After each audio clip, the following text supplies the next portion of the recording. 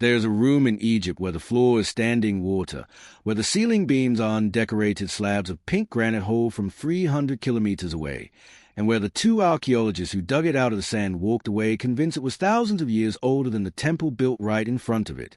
They were wrong, according to the scholars who came after them. But the way they were proven wrong is stranger and more interesting than the mystery itself, and it says something about how fragile the line can be between what the evidence shows and what the textbooks decide to print. The site is called the Osireion, and it sits at Abydos, in the low desert on the west bank of the Nile in southern Egypt. For over 3,000 years before a single stone of this structure was cut, Abydos was already sacred ground. It was one of the oldest cult centers in the country, tied to the worship of Osiris, the god who died, was dismembered, was reassembled by his wife Isis, and rose again to rule the underworld. Egyptians believed the boundary between the world of the living and the world of the dead grew thin at Abydos. Kings of Egypt's very first dynasties, going back to roughly 3000 BCE, chose to be buried here.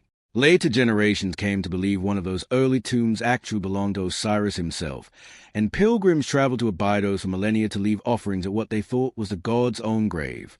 This is a context you need before any of the rest makes sense. Whatever was built here, it was built at what Egyptians considered the closest place on earth to eternity. Standing above the site today, dominating it, is the Temple of Seti I, a new kingdom structure built around 1290 BCE. There is no controversy about this building. It is covered floor to ceiling in some of the finest relief carving that survives from ancient Egypt, and it contains the Abydos King List, a carved sequence of royal names that Egyptologists still use to help reconstruct the order of Egypt's pharaohs. It is lavish, confident, and exactly what you'd expect from a wealthy empire. The height of its power directly behind that temple, reached by a long sloping passage that drops below the level of the surrounding desert, is the Osireion. And it looks almost nothing like the building in front of it. Where the temple is carved everywhere, the Osireion central hall is close to bay. 10 massive granite pillars, roughly square, support horizontal roof beams of granite that are large enough that early visitors struggled to believe they'd be maneuvered into place without modern equipment. There's no mortar. The blocks are simply fitted stone on stone. The style is heavy, plain, almost brutal compared to the ornament next door. And the granite itself isn't local. It's red granite from Aswan. Thoroughness state the same stone the Egyptians used for obelisks and sarcophagi lids, quarried far upriver and brought north by boat, a transport operation Egyptians are well documented to carry out for other monuments, even if the Osireion's own record of how it was done hasn't survived. The hole also floods. Today, groundwater sits across much of the floor, and a raised stone platform in the middle rises out of the water like a small island. Egyptologists generally read this as deliberate. In Egyptian cosmology, the world began when a mound of dry land emerged from none, the primeval waters of chaos, and a flooded hole with an island at its center is a fairly direct architectural echo of that creation myth, appropriate for a building tied to Osiris and the cycle of death and rebirth. It's worth noting that the flooding visitors see now is worse than what the original builders likely dealt with. The water table in this part of Egypt rose noticeably after the Aswan High Dam changed the Nile's behavior in the 20th century, so the pool that swallows the lower courses of stone today is probably deeper and more constant than it was in antiquity. Now to the actual controversy, because there really was one, and it played out among serious professionals rather than internet commenters. The site was first cleared in the early 1900s. Margaret Murray excavated portions of it in 1902 and 1903 under the supervision of Flinders Petrie, one of the founding figures of scientific archaeology in Egypt, the man who essentially invented systematic excavation method and ceramic dating for the field. A few years later, the Swiss Egyptologist Edouard Naville continued the work, and in 1914 he published his findings under the title The Cenotaph of Seti I at Abydos. Despite that title, Naville's actual conclusion was more radical than the name suggests. Comparing the Osireion's architecture to structures like the Valley Temple of Khafra near the Sphinx at Giza, another site built from massive, plain granite blocks with no decorative carving, Naville argued that the Osireion style belonged to a much older architectural tradition than the New Kingdom. He believed the structure, or at least its core, predated the period it was officially credited to, and that Seti I's name, which does appear inscribed at the site, had been added to a building that already existed rather than commissioned from scratch. Murray's note from her earlier work show a similar instinct. Both excavators, working closely with the stone itself, felt the same pull. This doesn't look like it belongs to the era everyone assumed it did.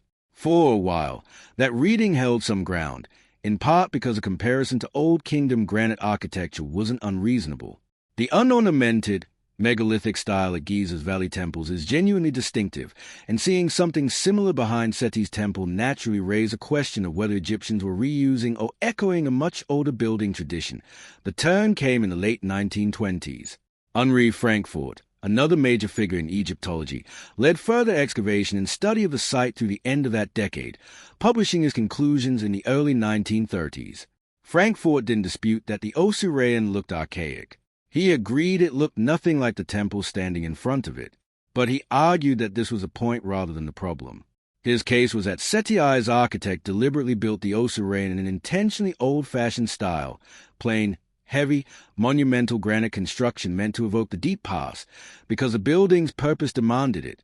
Frankfurt identified the structure as a cenotaph, a symbolic, secondary tomb built for a king who was actually buried elsewhere, in Seti's case in the Valley of Kings, but who wanted a second, ceremonial resting place at Egypt's most sacred site, styled to look primordial and tied visually to Osiris and the mound of creation.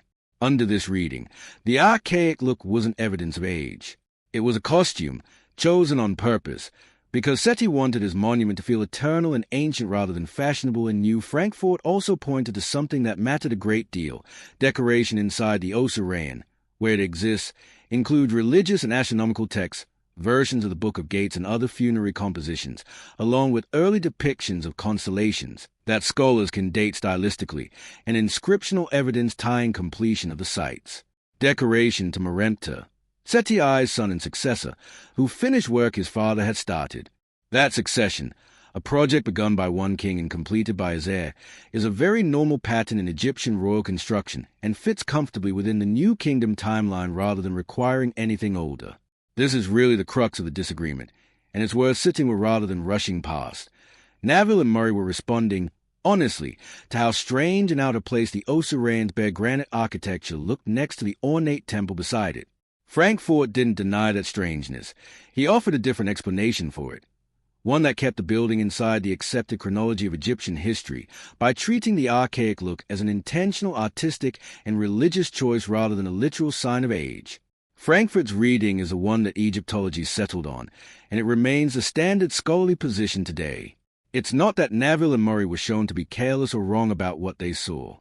It's that a more complete excavation, combined with the dated inscriptions and religious texts Frankfurt uncovered, produce a fuller picture that their initial dig hadn't captured. That's a meaningfully different story than the establishment covered up an inconvenient truth, which is how this site sometimes gets framed online. What actually happened is closer to ordinary scientific correction. An early team, working with limited excavation and no textual evidence yet uncovered, formed an impression based on architectural style alone. A later team, digging further and finding the inscriptions and religious texts that anchor the building's timeline, revised that impression with better evidence. Naville wasn't a fringe figure being silenced. He was a serious Egyptologist whose conclusion held the field for a while before more digging changed the picture, which is precisely how the discipline is supposed to work. None of that makes the Osireion less remarkable, though, if anything, understanding it as a deliberate work of archaism makes it more interesting rather than less, because it tells you something about how ancient Egyptians themselves related to their own deep past. By the time of Seti I, 1,300 years before our era, Egyptian civilization was already unfathomably old to the people living in it. The pyramids at Giza were already well over 1,000 years old, ancient history to New Kingdom Egyptians in roughly the same way that Seti's own era is ancient history to us. Seti's architects, in other words, appear to have looked back at architecture from Egypt's own deep past, the massive, plain granite halls of the Old Kingdom, and deliberately revived that look for a building meant to connect their king to Osiris, to the primeval waters of creation, and to an idea of timelessness that a heavily decorated New Kingdom temple simply couldn't convey. The Osireion isn't a mystery about who built it.